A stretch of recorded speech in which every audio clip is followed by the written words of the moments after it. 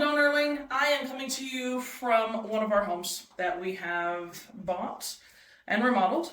This one we picked up from a lady who had some medical issues. She had a situation where she had gotten married, had medical issues, moved out of the home.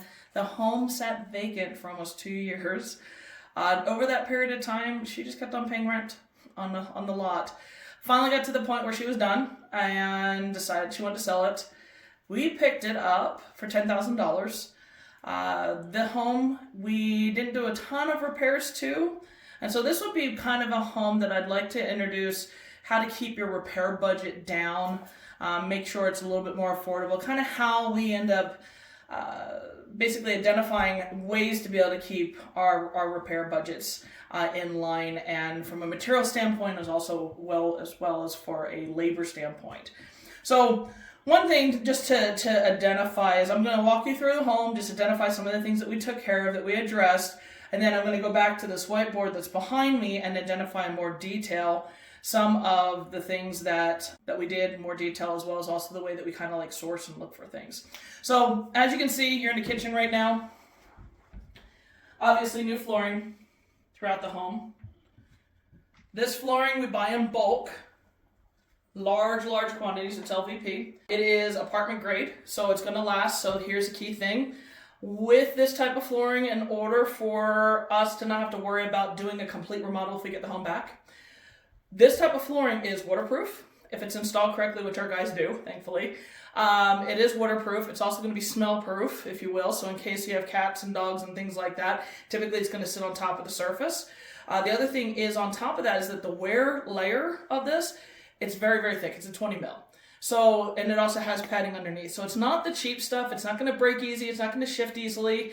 It's going to be that type of material that's going to last and have the test of time. So if they have a herd of animals running through their house and or whatever, however they choose to live, and we get it back within a year, majority of the time it's in pretty decent condition, and it's less expensive way to be able to do our home. So I'd rather pay for the money for it to be done up front. The other thing is too, is I actually get this stuff real cheap because we pay for it in bulk.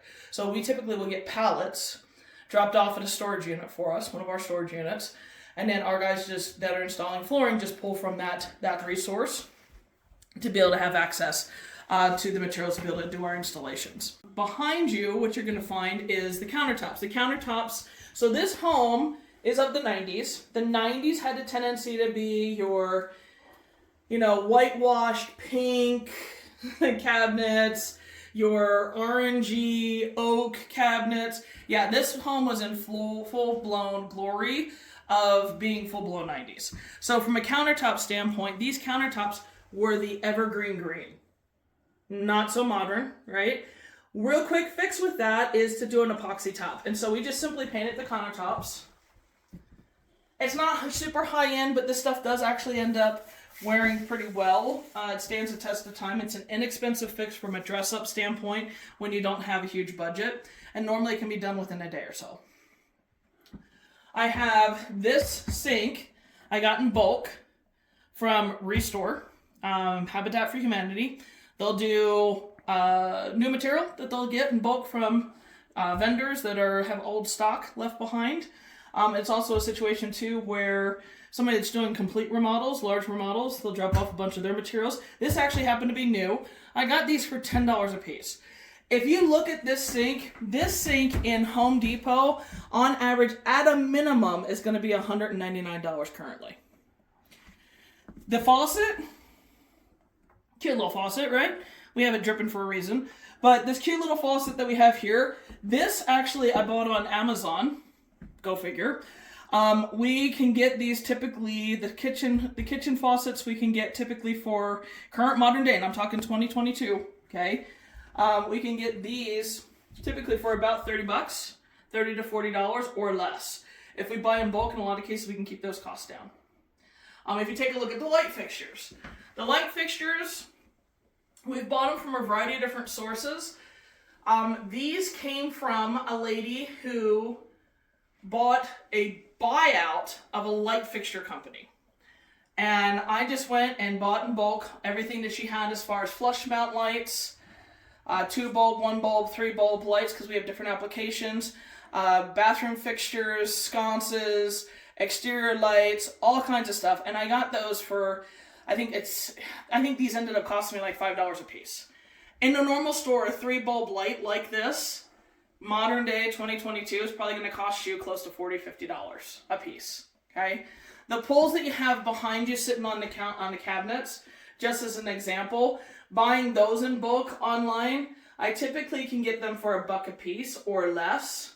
The knobs versus the handles, I can get for almost like 75 cents a piece when I buy them in bulk online. They have the brushed nickel. They also have the black. And also there's various other different colors as well. The hood behind you, those hoods, I used to be able to get for $30, $50 brand new. Now when we buy them in bulk, we're looking at probably just about being able to get them for about $50 to $60, because in the store, what you're currently looking at is about $118 to $120, 25 to $130 just for the simple white single bulb minimal metal vent hood. Our appliances, we have different sources that we've used over the years that do refurbished ones. They'll give us a 6-month warranty on those. They completely service them, as you can see, and they'll even clean them up for us and deliver them. As you can see, I mean, they're in pretty good condition. Obviously, we need a little bit of WD-40 here. But they're in good condition. We do white appliances right now just because of the cost and expense. I mean, and they're not flawless. I mean, we've got a little bit of dents and things, but heck, at least it's the bare minimum that we offer is a fridge and stove. The reason for this one not being huge is because of the amount of space that we had, and we didn't have it in the budget to do major modifications within the kitchen. Okay, the vents, as you see here, if you've been in the business at all, you know that those have gone from $6 a piece up to almost $14 a piece. We buy them in bulk online. I can keep my costs down current modern day 2022 at $8 a piece. Okay, so bulk seems to be kind of a trend here, right? Also, even just switch plate covers, new outlets, things like that. A lot of times within our homes, we will go get appliance paint. So we'll pop the plate off. Obviously, we're checking to make sure that they work. We'll pop the plate off. As long as it's working, outlet and also switch, we will make sure then that we use appliance paint. Paint those, especially if they're a different color. They have staining or grease, or they're the yellow almond kind. As long as it works, we'll keep that cost down. It's less expense for us to do it that way, as long as obviously if they're working. If they're not working, we're going to swap those out. So the whole house gets checked as far as electrical, plumbing, gas. We check the roof. We check for all the soft spots on the floors. Anywhere where there's water on a mobile home, you're typically going to have a potential chance for water damage. That's just a rule of thumb. Whether it's up in the ceiling like a swamp cooler, or whether it's under the sink, laundry area, tubs, showers, those types of things. Okay. The switch plates will then just go ahead and be put back on. We're ready to go that way. As far as carpet goes, so we buy our pad in bulk, large quantities. The same guy that gets me my material for the flooring, the LVP, is also the same gentleman that gets me the pad. The pad is probably what you would be paying. It's probably 2 down from the best as far as thickness of pad, because he uses it in apartments. And then what we do is we get not necessarily the cheapest carpet, but next maybe 1 or 2 above the cheapest carpet, so it wears better. And then also from a coloring standpoint, this ends up not showing stains as readily as some of the other types of color options that we've chosen. So if we do get the home back, as long as they didn't have aggressive kitty cat and doggy smells going on, normally these are going to be pretty easily cleaned up and we won't have to worry about tearing those out. The other thing then is the blinds. We typically will order those in bulk. The unfortunate thing is not all mobile homes have the same size windows. So sometimes we have to go out and get custom ones that way as well. Paint we also buy in bulk. We've used some different techniques in the past. So if I have a really small budget, There are Restore typically will offer reconstituted paint that you can use, so that's an option.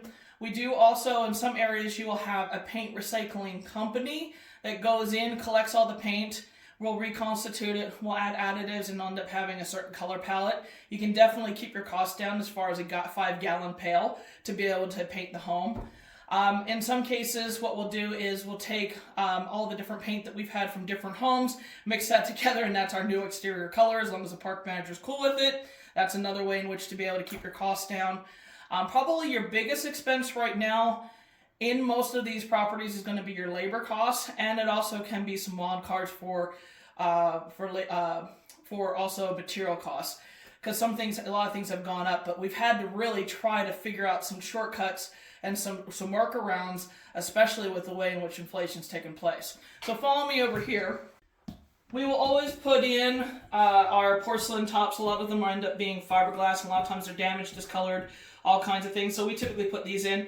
I can typically pick them up at Restore for about $10. Pretty cheap, right? Why wouldn't I do it? The same thing also goes with the faucets. We can get these online from anywhere between $15 to about $30 a piece as well. So that's another thing that ends up being pretty inexpensive. Toilets, I have in the past, when the numbers were really tight, I have gone around and collected other people's old toilets. I've taken them out of other rehabs and regutted them. I've had homes where the toilets were somewhat new and we just put new guts in them to make sure that they work well. Probably the biggest factor to make sure you're checking on that is going to be your valves underneath. We have new valves that typically we put on our homes just to make sure that when the home's sitting by itself, we don't have potential leakage. Same thing happens with the toilets. Most of our homes, we're going in to do that. It's also, a lot of times, unfortunately with some of these homes, it's a direct tie. And if somebody has a leak and they don't have a shutoff, they don't know what to do, and it ends up causing issues. The thing is this, if you're going to do financing or you're going to rent the home out, what do you need to protect yourself against? Damage, right? So if the person isn't smart enough or in tune enough or doesn't understand things well enough in regard to how to resolve something or something that they need to resolve rather than just ignoring it, there's homes where we've gotten it back and they just let a leak take place for a long period of time, and we have that much more work that we have to do to clean the thing up. We've also gone and bought mirrors in bulk as well. Fan shrouds, we can end up buying those typically pretty easily. There are a lot of times they're going to be at Restore. Light fixtures, like I was talking about. I mean, they're brushed nickel, but they're not like the latest, greatest. Same thing also with your towel bars, toilet roll holders, things like that. Same thing with doorknobs as well. So we try to buy those things in bulk as much as possible. I can actually get these towel holders and such, a pack of 5 for I think it's like $8 online, and have it shipped to me. This home, thankfully, was clean enough as far as tubs go. And that's the other thing is you can save yourself a heck of a lot of money if you have a good cleaner on your team. Okay? I'll talk about teams and building teams in another video, but the cleaner who did this one, because this house had sat vacant for such a long time, and the lady was just a slob who lived here before we got the home, this area was discolored, stained. It was a hot mess. And so a good cleaner who has tricks of the trade, somebody that typically does, possibly even just as a pointer, rental move-outs, is going to have a lot more tricks up their sleeve and tools to be able to help with alleviating the repair and fix. Like tearing this same thing out and putting back brand new probably would have been close to, depending on what we put in there, about $800 for, the whole house was cleaned and detailed for $300. So that's the whole house, like deep clean, okay? That's windows, that's nooks and crannies, that's vent ducts clean, that's everything clean. So a lot of our homes have some of the prior tenants or buyer owners debris left behind, plus now we also have construction debris, right? So they'll go in and they'll do kind of a combination clean of both sides just to make sure that the home's presentable and ready to go for the next buyer. So that's another service that we provide. It also helps to keep our costs down immensely. It is so worth it. Let's go and take a look back here. So thankfully on this one, we didn't have to do too much, and that was another situation there where that tub was yellowed, discolored, and stained. Thankfully we have our miracle worker of a cleaner as well. Our painters do a really good job. If you can take a look at the cabinets, those are the original cabinets. We just had them painted. And then, like I said, the countertops were epoxied. We put in the porcelain top, put in the faucet. That whole shebang just there saved us a lot of money, actually. As far as the porcelain, the sink, $10, the faucet, let's say $20, the epoxy and the painting of the cabinet, probably another $20 versus how many hundreds of dollars for everything to be installed and itemized. The other thing is having an HVAC guy, and I'll talk more about that in your teams and stuff like that, but I just wanted to introduce it while I'm talking about how to keep costs down. Our HVAC guy, so we had one HVAC guy that came in, took a look at this and said, you need to replace the whole unit. I didn't like that answer because I had a small budget on this one, okay? And it had been working, and then all of a sudden it stopped, so I'm like, there's got to be something that can be looked at and identified. And I wasn't hearing the typical noises that you would hear when a gas furnace is on its way out, let alone a mobile home gas furnace is on its way out. So what we ended up doing is having another guy come in. He just tweaked a few things. He cleaned a few things in there, vacuumed out a few things in there, changed the filter. I think he put in a little module, sink module in there, possibly an igniter switch, and now it's golden. And it's been working like a charm. So we just saved ourselves $3,500. I think he charged us maybe $150. Because he does such a volume with us, he didn't charge us for some of the parts. Okay? And that's not always the case, but he was happy to do it because he makes money on other stuff. He put in a new swamp cooler for us and made money off of that. Does that make sense? So in some cases, it's a mixed bag, and they end up having a good reputation with them, and they see that you're giving them enough business, they'll cut you some slack, and we'll look to try to fix the thing that you have an issue with, whether it's a furnace, whether it's a water heater, whatever it is. Okay. So on this home, thankfully, we got to fix that. We ended up replacing the swamp cooler. We also replaced the water heater. The water heater was completely out, so that's brand new. We had on this home, if you see in here, you can't actually see it because we blended it pretty well, but there was staining and discoloration, and actually the old light that was up in there, and also that fan duct, there was a bunch of water that had come down through there because the water was going right off the edge and into the house. So there was some ice damming and some other issues that happened on that side of the house. So this whole one side of the house, we tore the roof back, fixed the trusses that were up there, put new decking on it, re-roofed it, and you wouldn't know it. So rather than having to do a whole new roof, I've got a guy that knows that fix the things that need to be fixed, and he's not going to gouge me because he's going to get more business by doing that. So that's another way to keep your costs down as well. Here's another thing.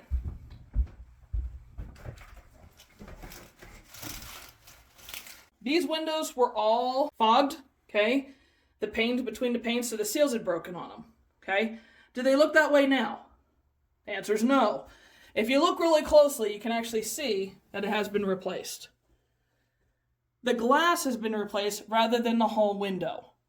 So here we are, 2022, with supply issues, right?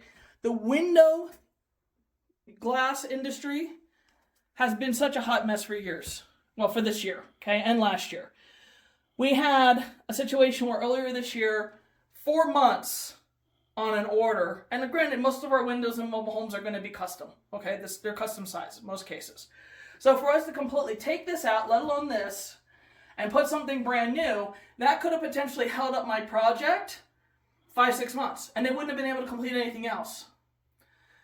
So the thing is this: do I have carrying costs, holding costs associated with this home? The answer is correct, yes. I have my lot rent after 2 months. I have my insurance. I have my utilities. And if I'm borrowing money, I've got my cost to borrow money. Okay? The other thing is, too, is I want to keep my crews busy. And I want to keep them actively on jobs. And if this one gets sidetracked, it's going to affect what my return's going to be on the side. So what we've done is we've got a guy that goes around and will replace our glass panes in situations like this. You would never know it. The window's functional. It works just fine. Unless you look really, really closely, you would never know that that fogged glass has been replaced. In fact, there's actually 3 places in this home where we did that. We've saved money and time, and because we save time, we save more money.